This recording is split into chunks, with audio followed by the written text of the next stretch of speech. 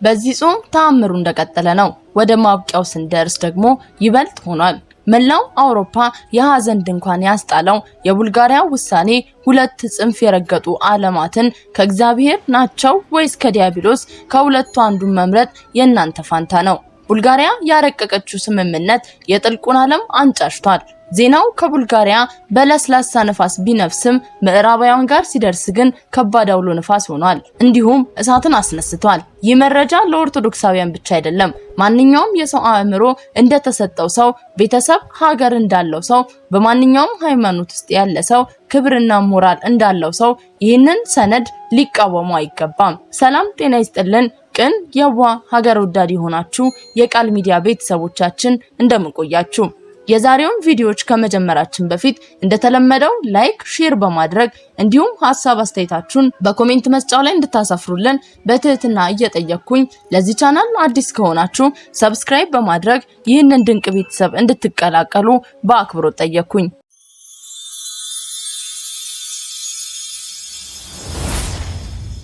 ትህትና፣ ይቅርባይነት፣ ሀገርና ቅርጽን ሃይማኖትን የመጠበቅ ወደ ቀጣዩ ትውልድ የማሸጋገር ሰዋዊ ባህሪ ያለው ሁሉ ይህንን ሰነድ አይቃወመውም። የቡልጋሪያን አዲስ ሕግ መላው አውሮፓውያንን አነቃቅቷል። ቁጣና ደስታ በአንድ ሳንቲም ገጽታ ላይ ተስለዋል። ለመሆኑ በቡልጋሪያ ምን ተፈጠረ? ይህ አዲስ ነገር መላው አውሮፓውያንን የነቀነቀና ያስቆጣ ሆኗል። ይህንንም ሕግ የቡልጋሪያ ሀገር መንግስት አርቅቆ አጽድቆ መሬት አውሎታል። በዓለም ታሪክ ፍሰት ውስጥ የሰው ልጅ ፍቅርና ተስፋን በመፈለግ ላይ ሳለ ብዙ ጊዜያት በተለያዩ አመለካከቶች፣ እሴቶች መካከል ተንጠራውዟል። በተለይ በዘመናዊ ዓለም በሃያላን ሀገራት ውስጥ የእግዚአብሔር ቃል እና የክርስቶስ መስዋዕትነት በማህበረሰቦች መሃል መስማት እየቀነሰ ሄዷል። በምትኩ እንደ ሰይጣን አምልኮ፣ ሶስተኛ አይን ያሉ ርዕሰ ጉዳዮች ትኩረት ማግኘት ጀመሩ። ይህ አዝማሚያ በምዕራባውያን ሀገራት ተጠናክሮ መቀጠሉ ታይቷል።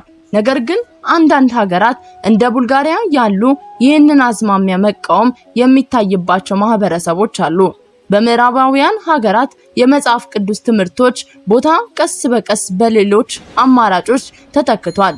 ለምሳሌ የክርስቶስ መስዋዕትነት፣ ይህም ለክርስቲያኖች የመዳን መሰረት የሆነው ብዙ ጊዜ በማህበራዊ ውይይቶች ውስጥ ችላ ተብሏል። በምትኩ እንደ ሶስተኛው አይን ያሉ ሚስጥራዊ ፍልስፍናዎች ወይም የኢንላይትመንት እንቅስቃሴዎች ብዙ ተከታዮችን ስቧል። እነዚህ አማራጮች ብዙ ጊዜ የግለሰብ ኃይልንና ራስን ማብራትን የሚያጎሉ ናቸው። ነገር ግን ብዙዎች እንደሚከራከሩት ከመጽሐፍ ቅዱስ እውነቶች ይልቅ ወደ ሰይጣን አምልኮ ያዘነብላሉ። በተመሳሳይ የቤተሰብ እሴቶችን በአንዳንድ ማህበረሰቦች ውስጥ ተገፍተዋል። ፍቅር፣ መከባበር፣ ቁርጠኝነት የተሞላው ባህላዊ የሆነ የቤተሰብ ትስስር ብዙ ጊዜ በግለሰቦች ነፃነት ላይ ያተኮሩ አመለካከቶችን አምጥተዋል።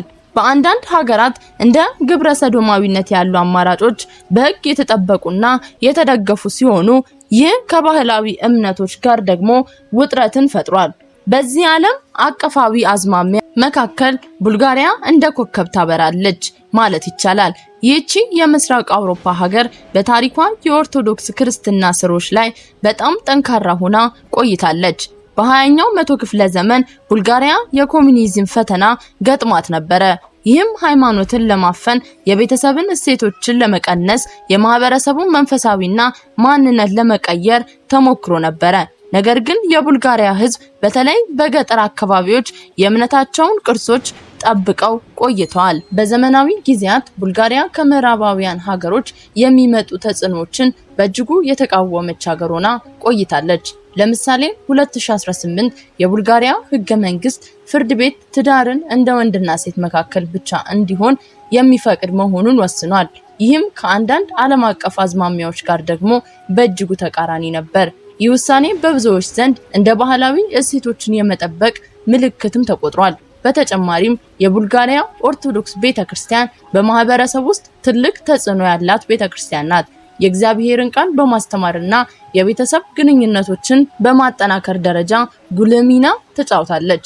ይህ ሁሉ መከራ ቢሆንም በዓለም ዙሪያ ያሉ ማህበረሰቦች ተስፋቸውን አላጡም። በሀያላን ሀገራት ውስጥ እንኳን ከእግዚአብሔር ጋር ያላቸውን ግንኙነት መልሰው ለመገንባት የሚጥሩ ግለሰቦችና ቡድኖች አሉ። በቡልጋሪያ ያሉ ማህበረሰቦች ለምሳሌ በበዓላት፣ በቤተክርስቲያን ስርዓቶች ተሰብስበው የእምነታቸውን መሰረት ያከብራሉ። ይህ የአንድነት እና የተስፋ መንፈስ በሌሎች ሀገራትም መታየት ጀምሯል። ሰዎች ከቁሳዊ ባህል ይልቅ መንፈሳዊ እሴቶችን መፈለግ እየጀመሩ ነው። የዓለም ታሪክ የተጋድሎና መታገል ታሪክ አለው። በሀያላን ሀገራት ውስጥ የእግዚአብሔር ቃል ቦታ በሌሎች አማራጮች ተተክቶ ቢታይም እንደ ቡልጋሪያ ያሉ ሀገራት የማንነትና የባህል ጥንካሬን አሳይተዋል። ይህ ታሪክ ታዲያ የሚያስተምረው ምንም ያህል ፈተናዎች ቢመጡ የሰው ልጅ መንፈስ በፍቅሩ፣ በተስፋ፣ በእውነት ላይ የተመሰረተ እስከሆነ ድረስ ሁልጊዜም በብርሃን መመላለስ እንደሚቻል ነው። ለመሆኑ በቡልጋሪያ ምን ተፈጠረ? አውሮፓንስ የሐዘን ድንኳን ያስጣላቸው ምንድን ነው? ቡልጋሪያ የኦርቶዶክስ እምነት ለዘመናት የጠነከረችበት ሀገር ናት። አሁን ደግሞ አንድ ታሪካዊ ውሳኔን አስተላልፏል። አዲስ ሕግ መሬት ላይ አውርዳለች። በሁሉም ትምህርት ቤቶች የኦርቶዶክስ እምነት ትምህርት ለተማሪዎች መሰጠት ተጀምሯል። ይህ ማለት የቡልጋሪያ ተማሪዎች የኦርቶዶክስ ቤተክርስቲያን ትምህርት፣ ስነ ስርዓቶችን፣ መንፈሳዊ ውበቶችን ይማራሉ። ይህ ውሳኔ የተወሰነው የኦርቶዶክስን ቅርስ ለመጠበቅ፣ የሀገሪቱን መንፈሳዊ ማንነት ለማጠናከርና ወጣቶችን ከራሳቸው ባህል ጋር ጥብቅ ትስስር እንዲፈጥሩ እንዲሁም ለቀጣይ ትውልድ እንዲያስተላልፉ ለማገዝ ነው። ኦርቶዶክስ በቡልጋሪያ እንደ አንድ ልብ ናቸው። ከዘመናት በፊት ጀምሮ ይህ እምነት ህዝቡ በፍቅርና በትህትና በይቅር ባይነት ላይ ተመስርቶ አንድ አድርጎታል። አሁን ይህንን ቅርስ ለወጣቶች ማስተላለፍ የቡልጋሪያ ተስፋ ሆኗል። ውበትም ስናይ በተማሪዎች ልብ ውስጥ የኦርቶዶክስ መንፈሳዊ ብርሃንን ለማብራት መጣጣሩ ነው። ኦርቶዶክስ የእምነት ሃይማኖት ብቻ አይደለም፣ የሰውን ልብ የሚያራራ፣ የሚያነቃቃ፣ የሚያረጋጋም መንፈሳዊ ጉዞ ነው። ኦርቶዶክሳዊነት በውበቱ ብቻ የሚታወቅ አይደለም። ከወርቃማ ዶግማና ቀኖናዎቿ እስከ መለኮታዊ መዝሙሮቿ፣ ከታደሱ ስነ ስርዓቶች እስከ ሻማ ብርሃን፣ ከአለባበስ ጀምሮ እስከ አኗኗር ድረስ የኦርቶዶክስ ታሪክ እጅግ ልብን የሚነካ የሚያስደስት ነው። በተጨማሪም ኦርቶዶክስ ትህትናን ያስተምራል። በእግዚአብሔር ፊት ትንሽነታችንን፣ እርስ በርስ ደግሞ መዋደዳችንን፣ ከልባችን መልካምነትን መግለጽን ያስተምረናል። ይህ ይቅር ባይነትን ኦርቶዶክስ ልባችን ከቂም ነፃ እንድናደርግ፣ ልዩነቶቻችንን እንድንቀበልና ፍቅር እንዲኖረን ያደርጋል። እነዚህ መንፈሳዊ እሴቶች በቡልጋሪያ ትምህርት ቤቶች ለተማሪዎች እንደ ብርሃን እንዲተላለፉ ሕግ ወጥቷል። ይህ የቡልጋሪያ ውሳኔ በአውሮፓ ታላቅ ማዕበልን አስነስቷል። የቡልጋሪያ ይህ አዲስ ሕግ ስለ ትምህርት ቤት ብቻ አይደለም፣ ስለ ፍቅር፣ ስለ ትህትና፣ ስለ ታላቅ ይቅር ባይነት፣ ዝቅ ስለ ማለት እና ስለ አንድ ህዝብ ቅርስነት ነው። የኦርቶዶክስ እምነት በውበቱ፣ በልባዊ ጥልቀቱና በመንፈሳዊ ጸጋው ተማሪዎችን ለመቀየር ዝግጁ ነው። አውሮፓ ያለው ቁጣና ደስታ የሚያሳየን ታዲያ አንድ ነገር አለ። ይህ ውሳኔ ልብን ያነቃቃል፣ ውይይትን ይሰጣል፣ ተስፋንም ይጭራል። ኦርቶዶክሳዊነት እንደ ጥልቅ ውቅያኖስ ነው። ውስጡ የተዋሃደ መንፈሳዊ ትምህርት፣ የተከበረ ባህልና የሰው ልብ የሚነካ ስነ ስርዓት የያዘ ነው። ውድ የቃል ሚዲያ ቤተሰቦቻችን ለዛሬ የያዝንላችሁ መርሃ ግብር ይህንን ይመስል ነበረ። በቀጣይ እስክንገናኝ ድረስ ሰላም እግዚአብሔር ከሁላችሁ ጋር ይሁን።